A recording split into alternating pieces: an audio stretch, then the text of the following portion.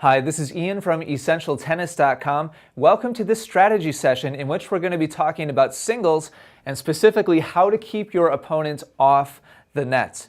And I'd like to thank Bradley who posted this topic suggestion on the Essential Tennis Facebook page. Thank you, Bradley. So we're not going to play a whole lot of opponents that are consistently crashing into the net, but we will play opponents even in 2013, that love to come in and are quite good at it and have good volleys and have good overheads. So in order to combat an opponent like that, it sounds to me like Bradley has a specific opponent in mind probably as he's asking this question. I've got three main suggestions for him. First of all, it's vital, Bradley, that you work on keeping your forehand and backhand ground strokes deep in the court, just during your general exchanges back and forth with this particular opponent who likes to come in. You know, a lot of people don't recognize how much space they have between the service line and the baseline. We actually have 18 feet of space. That's not a very good 8. There we go.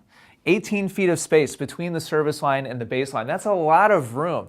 You know, a lot of times I feel like tennis players only consider shots that are like a foot from the baseline as being deep shots. But you know what? If you can keep the majority of your ground strokes halfway between the service line and the baseline, so kind of use this area that I've blacked out in the back of the courts, if you can keep the majority of your shots in that section of the courts, then that will go a really, really long ways to keeping your opponent off the net who likes to come in once the point has gotten established. Now, it could be that they serve and volley a lot, or maybe they chip and charge off the return, and so this won't necessarily help, but it will help how frequently it will help you keep them off the net during exchanges. You know, if you're hitting a lot of shots that land around the service line, then you're just giving them invitations to close in. So Bradley, my number one suggestion for you is to keep the ball deep in play during your exchanges back and forth.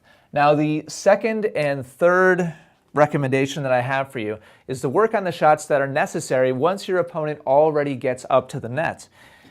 Let's say, for example, they have approached to your backhand side, and so you're kind of put in this do or die situation where they're at the net, you know they're at the net, and now you have to make something happen.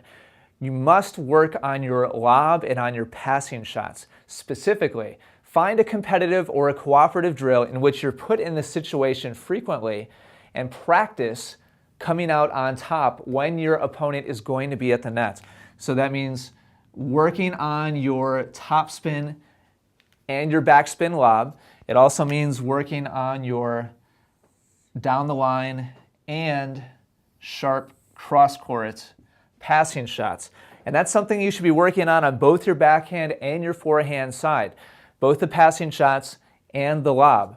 If your opponent knows that you don't like hitting either of those shots and they like coming into the net anyway, then you're just asking for a really frustrating match. So you must work on those shots.